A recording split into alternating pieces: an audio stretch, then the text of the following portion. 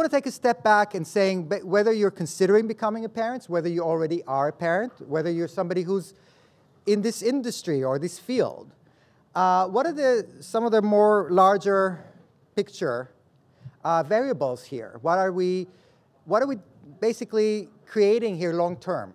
So we have the burning desire as you know, prospective parents, as people who are not parents, we can still, you know, think back at that, of becoming parents.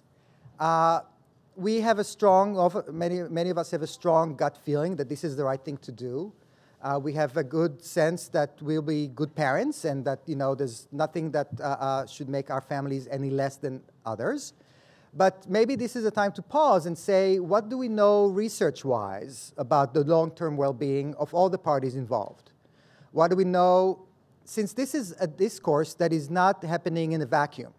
This is a discourse that is happening in the context of legal battles, either that, you know, question our, you know, our rights or our qualifications to be parents as gay men, or question the whole process of surrogacy, or question, you know, whether the outcomes of surrogacy or the outcomes of various gay parenting family structures are not just valid, but whether they're even, you know, good for the people involved. You know, so many people come to you and say, you know, but your kids are not going to have a mama, you know, and, or, you know, what are your kids going to say when, you know, what are you going to tell to your kids when they ask this or that? So we want to first look at the research, since we are extremely fortunate to have a world-class researcher here, Professor Susan Goldenbach, who's going to start this panel by looking at the providing some results from the research that is the only longitudinal research ever done so far about surrogacy families and the surrogates. And she's going to talk about exciting study that is being done nowadays as well. So we're going to start with that. And then we're going to move to hear from medical and legal experts about the other aspects of how is surrogacy done and what the long-term well-being outcomes of surrogacy are as far as the medical aspect. You know, is the surrogate's health affected long-term and even short-term adversely by this process? Are there ways to minimize that? Likewise for the egg donors.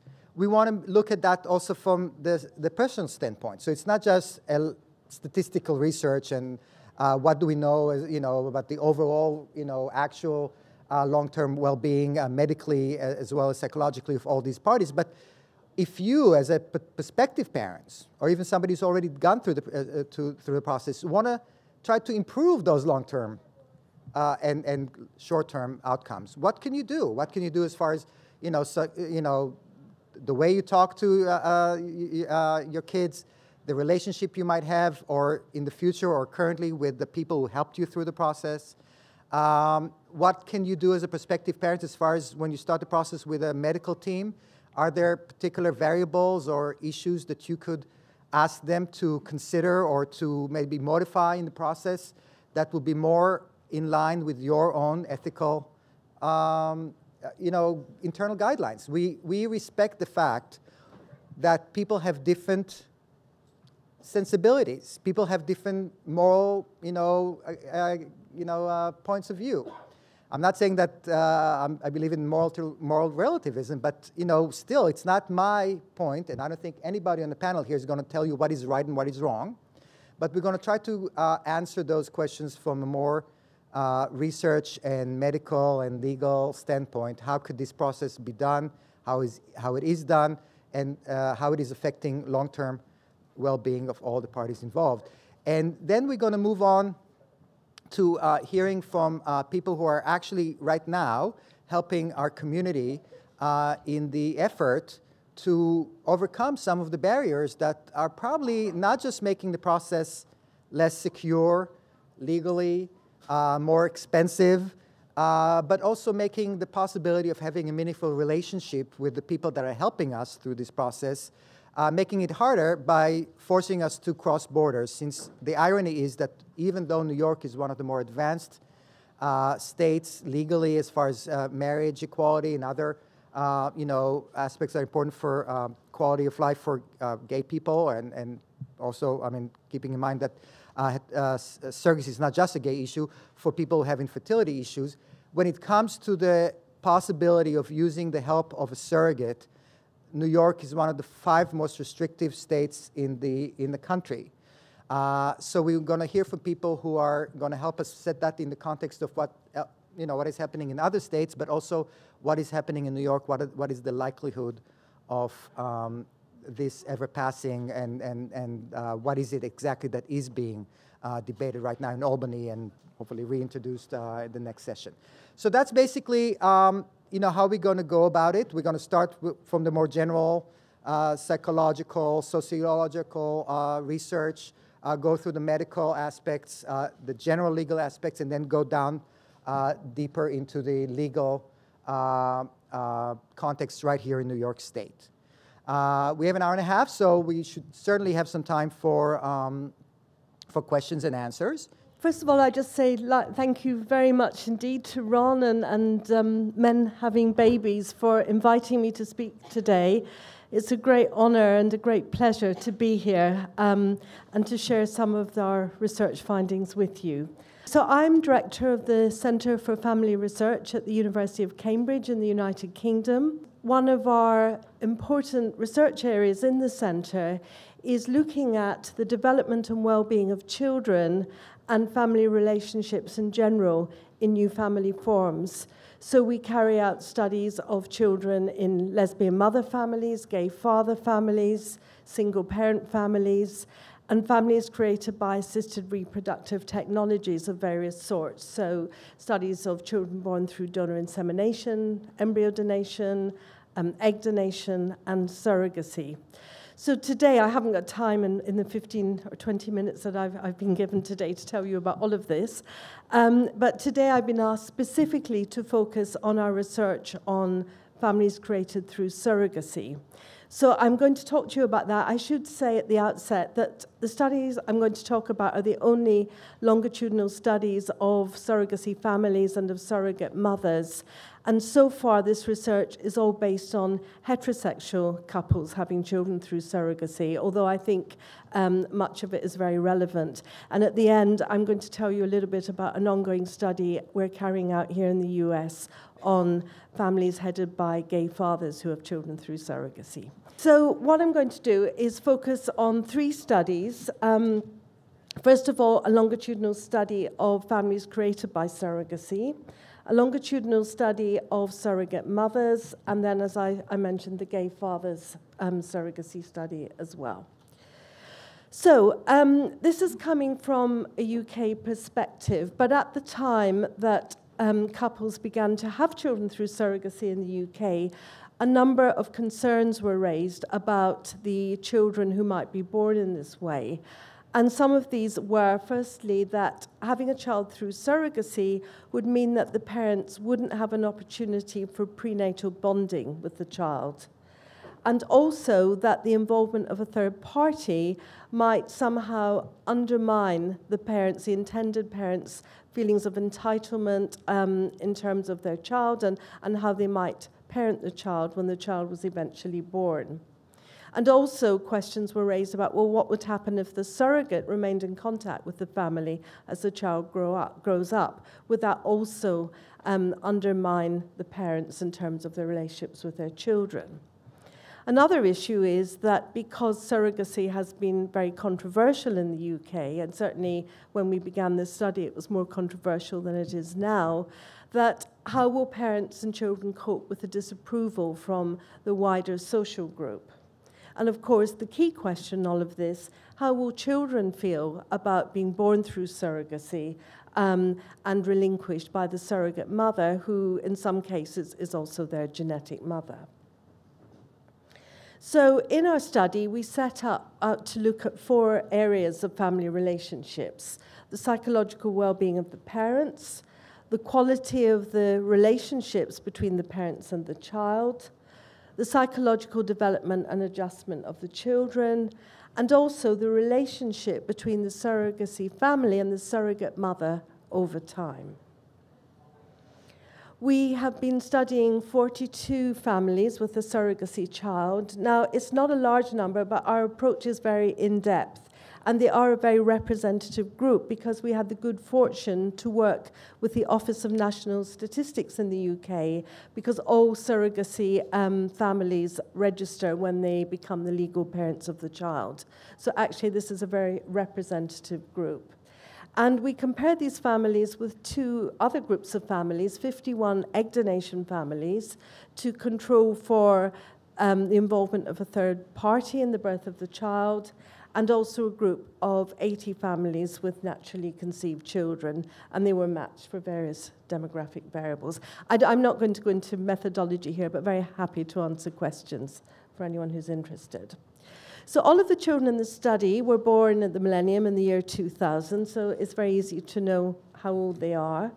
We collected data from mothers, from fathers, from the children themselves, and also from their children's school teachers to give an independent report. And we have used in-depth interview measures to assess parenting. We've used observational assessments of parent-child interaction and a number of standardized questionnaires. So far, we have visited the families when the children were 1, 2, 3, 7 and 10 years old, and we're currently going back to see them again at age 14. So what did we find? Well, when we compared the surrogacy families with the natural conception families, where there were differences in parenting and child development in these 2 groups, they reflected more positive outcomes in the surrogacy families than in the comparison group of natural conception families. So some examples are that the mothers and fathers reported less stress associated with parenting. The mothers showed lower levels of depression, possibly because they hadn't been through pregnancy. Fathers were more satisfied with their paternal role. And also in terms of warmth, expressed warmth towards the child and sensitivity towards their children, that the surrogacy mothers and fathers obtained higher scores on these measures, and also higher levels of emotional involvement with the infant. So on these range of measures, the surrogacy parents actually did better than the comparison group. In terms of the infants at age 1, in terms of temperament, so that's a measure of how irritable the child is or how sociable, how easy to soothe and settle and so on. The surrogacy infants didn't differ from the infants in natural conception families. When we went back at age 2, there was a similar pattern of findings. So we used a slightly different method there to use an interview that really tapped into the emotional bond between the mother and child. And we found that the surrogacy mothers showed greater pleasure in their children and lower levels of anger, guilt, and disappointment in their children. And again, the surrogacy fathers showed lower levels of parenting stress. And again, the children were no different in terms of their social, emotional, or cognitive development at age 2. So if you think of terrible twos, those in surrogacy families were no more likely to show this kind of acting out behavior than were children in the other families. Similar results at age 3, and the same in terms of the children. So really, in the preschool years, a picture of very positive family relationships in surrogacy families, in spite of some of the concerns that had been raised. When we compared the surrogacy families at these ages with the comparison group of egg donation families, we actually found that the egg donation families were much more like the surrogacy families than like the natural conception families. And it seemed really that it was not whether they had surrogacy or egg donation, but it was the fact that they had had assisted reproduction, had gone to such lengths to have children, that once their very wanted children eventually arrived, then we were seeing very committed parents who were very delighted to have their toddler children. Now, we then went back at age 7. Age 7 is an interesting age because it's the age at which children's cognitive development takes a kind of leap, and children develop a more sophisticated understanding family relationships. So, for example, with adopted children, it's the age at which children no longer just are able to repeat stories about being born in another mother's tummy and so on, but actually develop a more sophisticated understanding about what it means to be adopted, involving understanding that they left their birth parents to move into their adoptive family and so on. So it's a key age. And so we then went back and interviewed the parents again and carried out observations again of mother-child interaction. And in terms of the quality of parent-child relationships, we found no differences. So by age 7, we weren't seeing the even higher scores among the surrogacy families, but we were seeing then no differences. Generally, they were well-functioning families, but weren't doing any better than the other family types. At age 7, though, we did notice something in the children. So the children were doing well. They showed high levels of psychological adjustment and fell well within the normal range. However, we did find that at age 7, as rated by mothers but not teachers, that the children did show an increase in emotional and behavioral problems at age 7 compared with the children in natural conception families. And interestingly, this slight increase had disappeared by the time the children reached age 10. And this was an interesting finding because actually exactly the same thing happens with adopted children, that often at age 7 you see an increase in problems as children sort of begin to understand what it means to be adopted. And then studies that have looked at adopted children at age 7 and then followed them up to adolescence again find that this goes back down. They go back down to not being different from other children by the time they enter their early adolescent years. And it seems that, and certainly researchers in the field of adoption argue that what's happening with adopted children is that they have to think about issues to do with identity at an earlier age than other children. So that for most children, you know, as they enter early adolescence, this is when these issues become salient to them. But with children who are adopted, then these issues become happen a bit earlier, and it seems that possibly with children born through surrogacy, the same process is going on. Now, this has actually been misreported by the media as surrogacy children are having problems. It's not the case, but it's just the case that they did show a slight increase, which then declined. So from our study so far, then we find that the surrogacy families are generally very well-functioning families with loving, committed parents. The children show positive psychological well-being. But what's important to remember, this is the first study in the world to have followed up children in surrogacy families. So it's important that this work is replicated by other research groups. And it's also important that the children are followed up to adolescence and beyond. So I'd like to say something about the relationship between the parents and the surrogate as the children grow up, because again, it's been argued that this could become quite a fraught and difficult relationship. But in fact, it's not what we found in our study.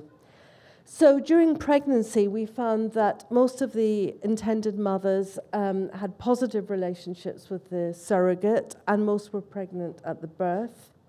And by the time the child was aged 1, that most of the parents had met with the surrogate on at least one occasion and described the relationship generally in positive terms, although some had some anxieties about how this might pan out as the child grows up. By age 10, we found that although contact between the surrogate and the parents had decreased to some extent, 60% of the parents still remained in contact with the surrogate, and for most, this relationship remained positive. In terms of parents talking to their children about the surrogacy, almost all of the parents, all but one in our sample, had spoken to their children about surrogacy by the time they were age 7. But what we found is that those who had been involved in genetic surrogacy hadn't told their children that they were the genetic child of the surrogate mother. And in fact, by the time children were aged 10, about half of the family still hadn't done so. And one mother said, "We made it like bread in the oven. She just kept you warm until you were ready to come out. So no, it hasn't come up that biologically she's not mine." So that seemed to be quite a common pattern. We've also been speaking to the children about their feelings about surrogacy, and we interviewed them at age 7 and 10.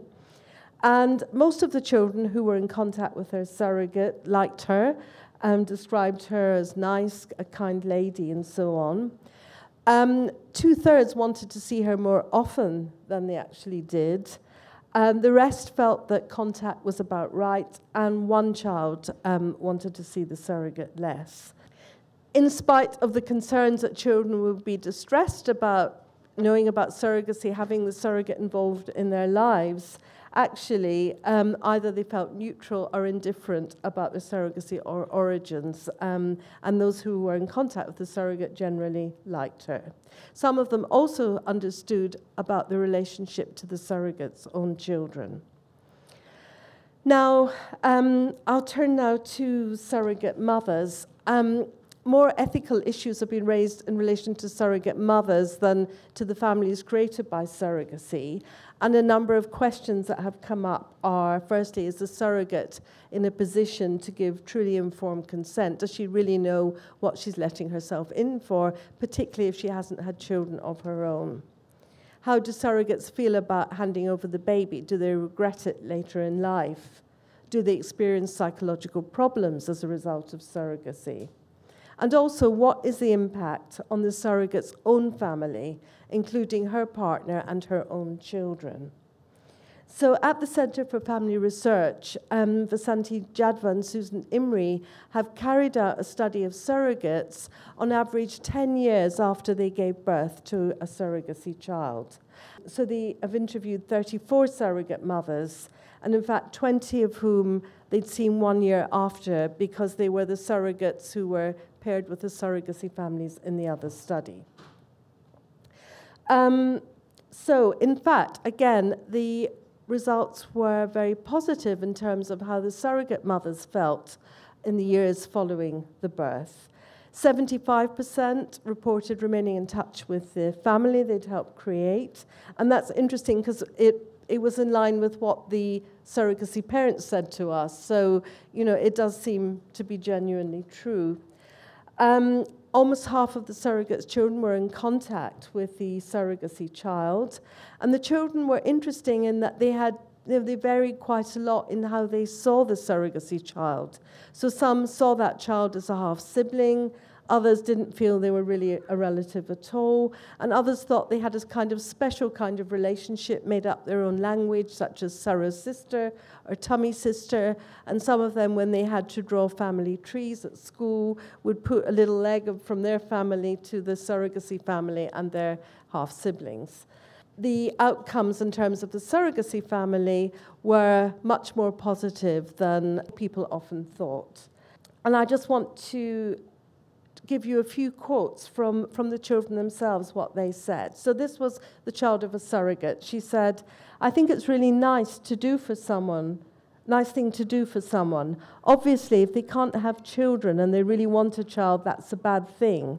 So if someone else is able to do that for you and help you through it, then it's something that's compassionate, really." And another child said, "I think it's amazing. It's difficult for a woman to give away a child that she's given birth to. And I just think it's fantastic that my mum can and make people so happy." And this is now some quotes about the children born through surrogacy in terms of their mother, surrogate mother. "She was really kind about carrying me in her tummy." These are 7 and 10-year-olds. "I think she's kind and she's lovely and funny." Another child said, "I feel fine. I don't feel bad or cross in any way. It's just pretty much nature, so I can't do anything about it. I wouldn't like to do anything about it." So we have also been doing some research on gay father families. We've recently published a study of gay fathers who've had children through adoption. which I won't go into today, but if anybody's interested, do contact me and I can send you this. Again, the results were very positive in terms of the quality of relationships and the well-being of children in adoptive gay father families.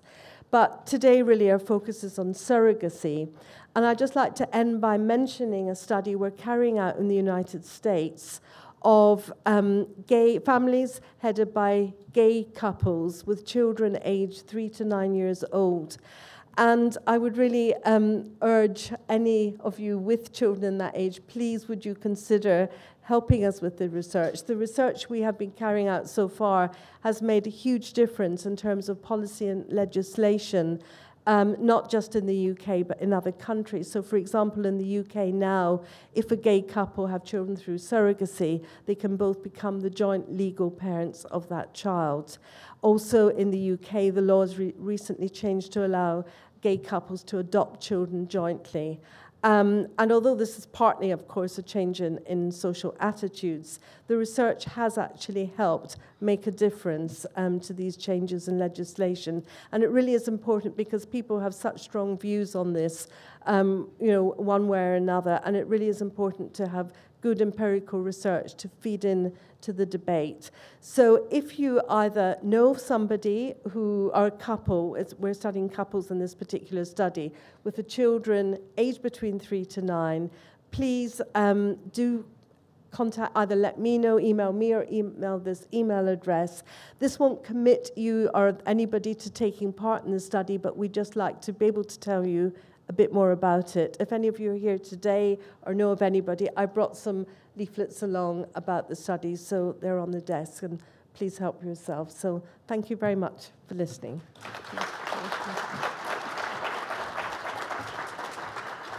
We want to now move to talk to two actually medical professionals first, and we want to talk, having spoken about the psychological and sociological aspects of the long-term well-being of the various parties. We want to talk about the medical aspects. So we assume the medical well-being of the parents is not necessarily an issue here, but we'll certainly talk about issues pertaining both to the newborns and to the surrogates, as well as the egg donors.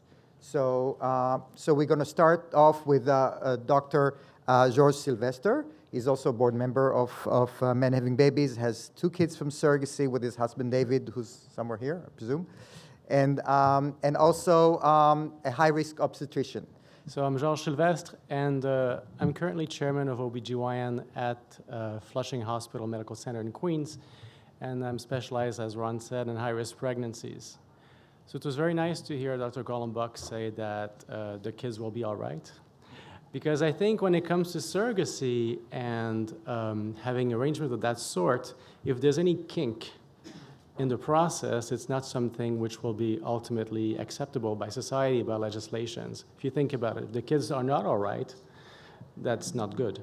If the surrogates don't do well, either physically or psychologically, and same for the egg donor, or the kids don't turn out all right physically, there's a problem. So it has to be a perfect, seamless process. Otherwise, it's not a process which will be ultimately accepted by legislations and different countries. Because ultimately, I'm sitting here today, and most of you, or all of you are, thinking that surrogacy is actually an ethical thing to do. It's acceptable. It should be medically and legally acceptable in all countries, and I think we're all on the same page on that.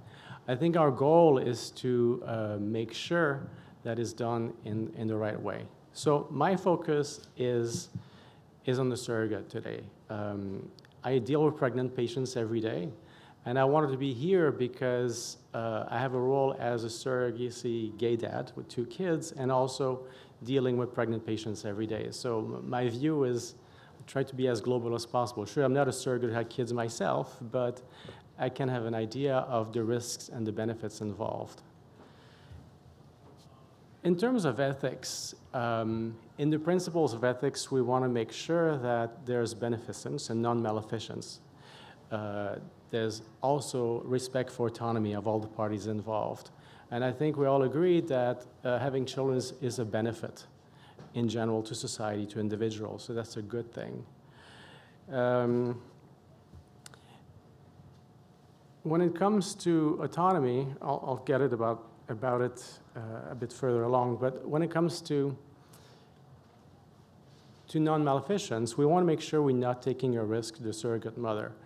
Having dealt with pregnant patients most of my career, I can tell you that there's a sizable minority of patients who enjoy being pregnant. The majority don't enjoy being pregnant, but a small minority enjoy being pregnant. And I would say 5 to 10% like being pregnant more than not being pregnant.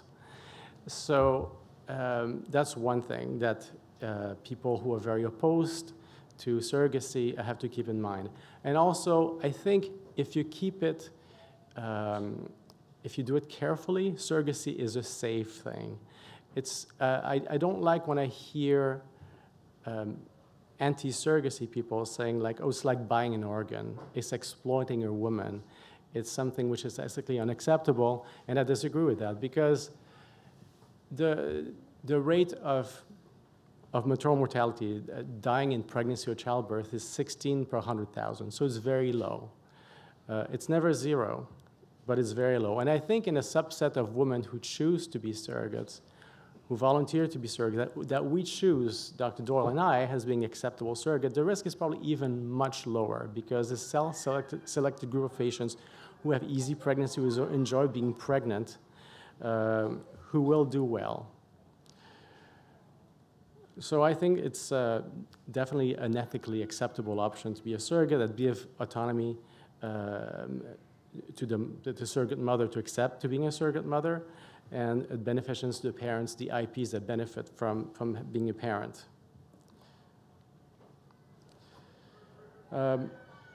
Again, what we have to be careful about is because it involves a surrogate, just to give you a reference point, as a high-risk obstetrician, I have many patients who come to me thinking of becoming pregnant with medical conditions that might make it risky. And me as an obstetrician, I have to tell them like, you know, you're hypertensive, you're obese, you're 43, you have this underlying condition. Your risk of becoming pregnant is X if you get pregnant. I have to inform the patients of all the risks, but keep in mind that the majority of patients who will come to me to consult about the possibility of getting pregnant are thinking about it for themselves. So what my job is to do is inform the patient, yes, you have a risk of becoming pregnant, and I inform them of the risk, and they make the decision on their own. Sometimes I have advised in my career some women not to become pregnant. I didn't think it was a good idea for a severely hypertensive lady, a lady with lupus out of control, and they got pregnant anyway, and there have been tragedies. And that's very upsetting. So this is a level of risk that a woman takes for herself is one thing, but when you involve a third party, that is a surrogate woman, to carry a child for somebody else, this is where we have to be extra careful and limit the risk as much as possible. The risk that you can tolerate from a gestational carrier from pregnancy is very different than is a person to take the risk upon herself. So I think ideally to make surrogacy legalized, acceptable in countries and different states, and it would be from societies like medical societies and authorities to set very stringent criteria to choose surrogates. Our jobs as obstetricians is to follow them very, very closely and to look at outcome research to confirm that indeed surrogates do well globally as a group, which I suspect that's what it is, to look at the psychological well-being. And once we've shown that we can do a very good job and that the outcomes are excellent, then this is when I think we can have legal authorities or government authorities make it acceptable in a country or a state. So next is going to be Dr. Michael Doyle of City Fertility. who's going to continue the discussion on the medical terms. He's an IVF expert, has spoken on the issue of ethics in queer family formation and surrogacy, ethical journeys in two previous similar conferences. And we would like to hear more from you about specifically egg donors, but also the other parties that you come in touch with regarding these medical risks and long-term well-being considerations. Thanks, Ron. Hi, everyone. You're all here. That's great. It's a long day.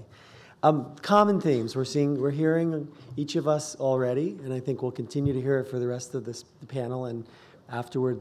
Some very recurring themes, which are all underlying the importance of the relationships that are fostered and that are respected and that bring to light that in the United States, not necessarily only in the United States, but the model for surrogacy is no one is objectified, no one is exploited. And these are easy things to say and concepts that I think all warm our hearts, but there are some best practices that I want to talk about a little bit today that actually get us closer to those realities.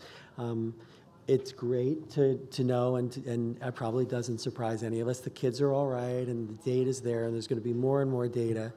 The medical technology is really good around the country in many premier centers that exist throughout the country.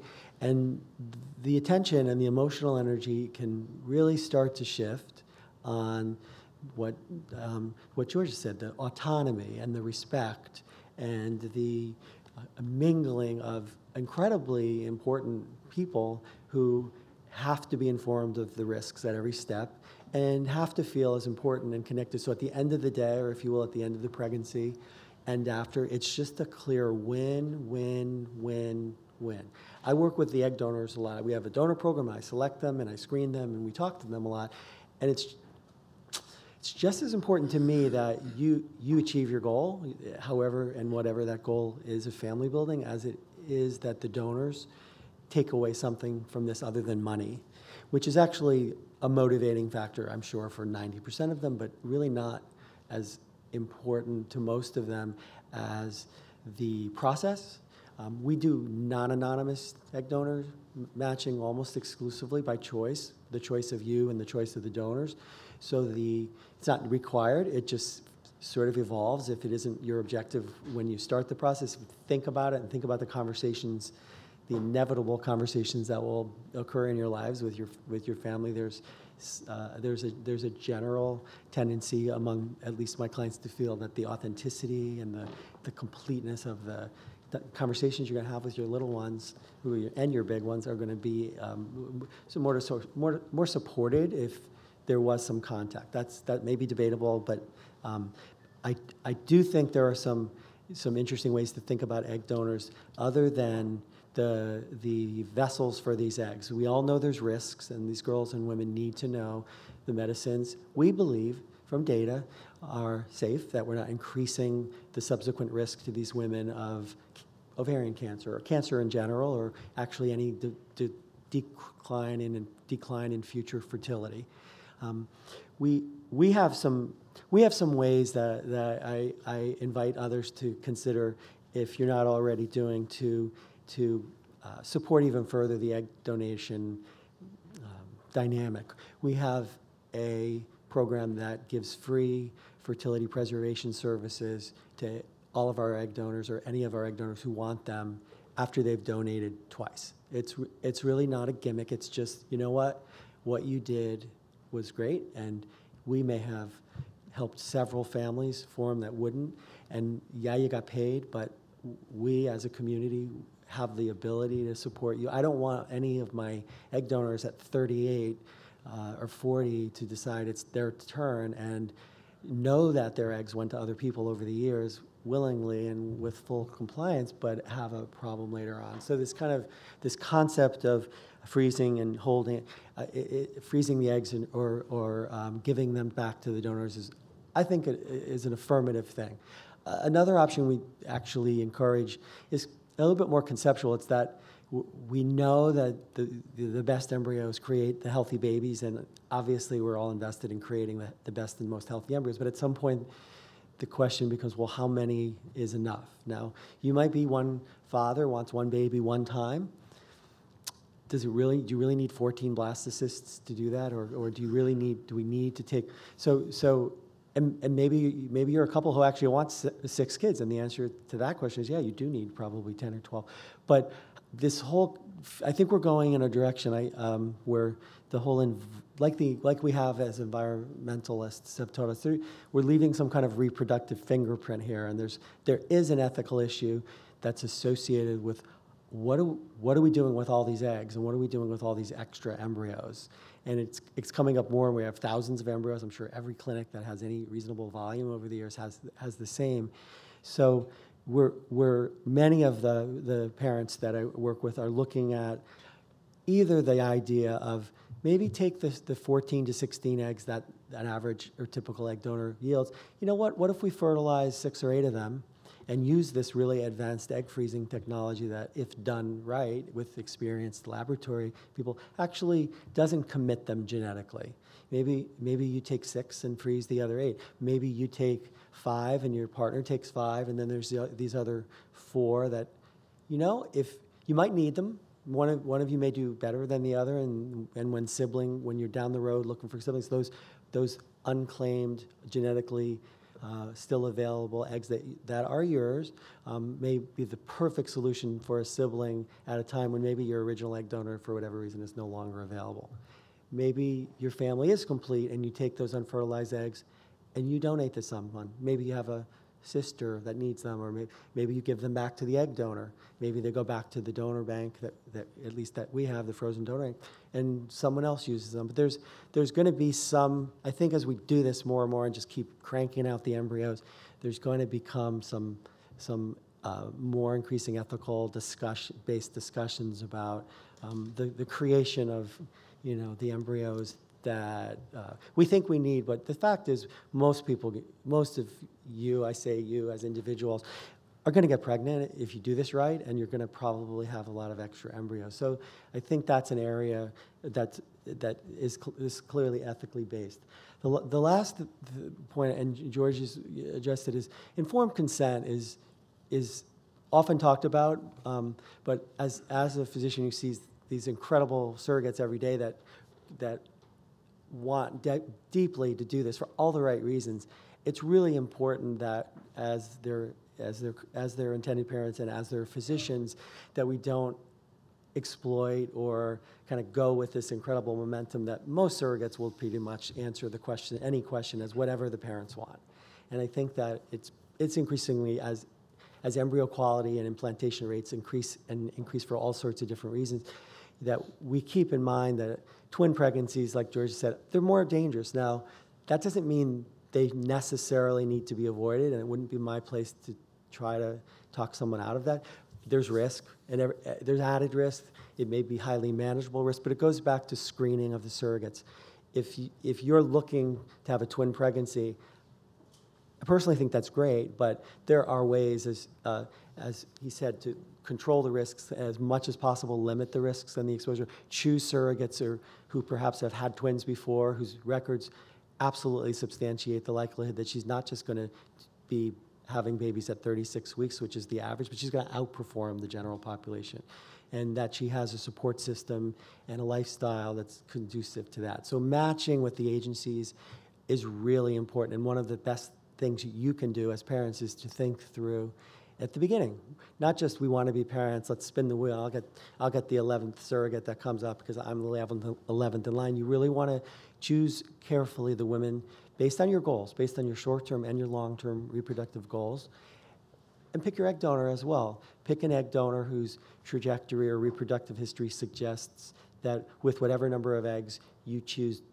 to retrieve, or that I retrieve and you choose to put into play by fertilizing, that you're going to absolutely achieve what you're looking to do, but maybe do it with a little bit less conspicuous consumption concept, and maybe create a situation where not just you, but others can benefit from these eggs that we're approaching. So I love what I do. I'm excited about the fact that we're even having this conversation, because 10 years ago, we would just be talking about how we inject the sperm into the egg and all the nuts and bolts. And I think that it's tremendous that this panel exists, and it's tremendous that we can all together, which is the way this is going to work, make sure that we accomplish what we're looking to accomplish, but we do it in a way where everybody is honored and there's no even illusion of the types of exploitation that unfortunately do exist in many surrogacy arrangements in other places. So, thank you.